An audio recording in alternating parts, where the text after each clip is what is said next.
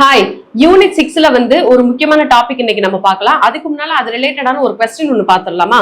Page number 916 நம்மளோட போர்த்தோட புத்தகத்துல தமிழ்நாட்டில் கட்டாய இந்தி திணிப்பை எதிர்த்து போராட்டம் நடத்தி முதலில் உயிர் நீத்தவர். ரொம்ப ரொம்ப முக்கியமான ஒரு கேள்வி. இதோட ஆப்ஷன் சொல்றேன்.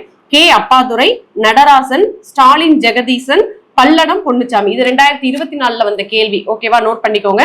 இதுக்கு நம்மளோட போர்த்தோட புத்தகத்துல இருக்கக்கூடிய பேஜ் நம்பர் 735 இருக்கக்கூடிய பேராகிராஃப் ரீட் பண்றேன்.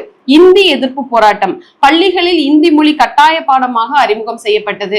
அப்போ இது யார் காலகட்டத்துல வந்து இந்தி மொழி வந்து கட்டாயமா அறிமுகப்படுத்தப்பட்டது அப்படின்னு பாத்தீங்கன்னா, ராஜாஜி அவர்களுடைய காலகட்டத்துல வந்து கட்டாயமா ஒரு மொழி வந்து படிச்சுக்கணும், அதாவது மும்மொழி கொள்கை அப்படின்னு நம்ம சொல்றோம் இல்லையா, அந்த மும்மொழி கொள்கையில இந்தி வந்து கட்டாயம் படிச்சுக்கணும் அப்படிங்கிற மாதிரி சொல்றாங்க. இதுக்கு எதிர்ப்பு தெரிவித்து இங்க இருக்கக்கூடிய, அதாவது தமிழ்நாட்டில் இருக்கக்கூடிய பல தலைவர்கள் வந்து அதுல பங்கு பெறுறாங்க.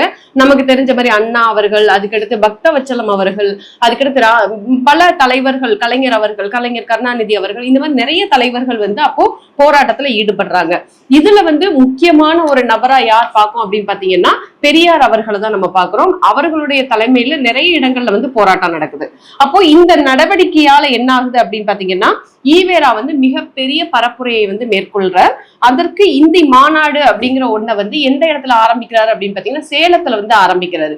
இந்த காலகட்டத்துல நடந்த போராட்டத்துல கொல்லப்பட்டவர்கள் யார் அப்படின்னு பாத்தீங்கன்னா, தாளமுத்து மற்றும் நடராஜன் அப்படிங்கிற ஆர்வமிக்க போராட்டக்காரர்கள் இந்த போராட்டத்துல வந்து கொல்லப்படுறாங்க. அப்போ சரியான விடை என்னது? தாளமுத்து, நடராஜன். நம்மளோட ஆப்ஷன்ல நடராஜன் இருந்தது, அதுதான் சரியான விடை. அதுக்கடுத்து என்ன ஆகுது அப்படின்னு பாத்தீங்கன்னா, திருச்சியிலிருந்து சென்னைக்கு ஊர்வலம் ஒன்று திட்டமிடப்பட்டது. அப்போ சென்னைக்கு வந்து ஒரு ஊர்வலம் வந்து போறாங்க. அதுக்கடுத்து கிட்டத்தட்ட 1200 போராட்டக்காரர்கள் அந்த ஊர்வலத்துல வந்து கைது செய்யப்படுறாங்க. காங்கிரஸ் அரசு பதவி விலகியதை தொடர்ந்து நிர்வாகத்தை கை கொண்ட சென்னை மாகாண ஆளுநர் இந்தி கட்டாய பாடம் அப்படிங்கிறத நீக்கிறார். அப்ப இந்த போராட்டத்தின் விளைவாக என்ன ஆகுது அப்படின்னு பாத்தீங்கன்னா, இந்தி அப்படிங்கிறது கட்டாய பாடமாக இருக்கக்கூடாது, அதை நீக்கணும் அப்படின்னு சொல்லிட்டு நீக்கப்படுகிறது. நன்றி.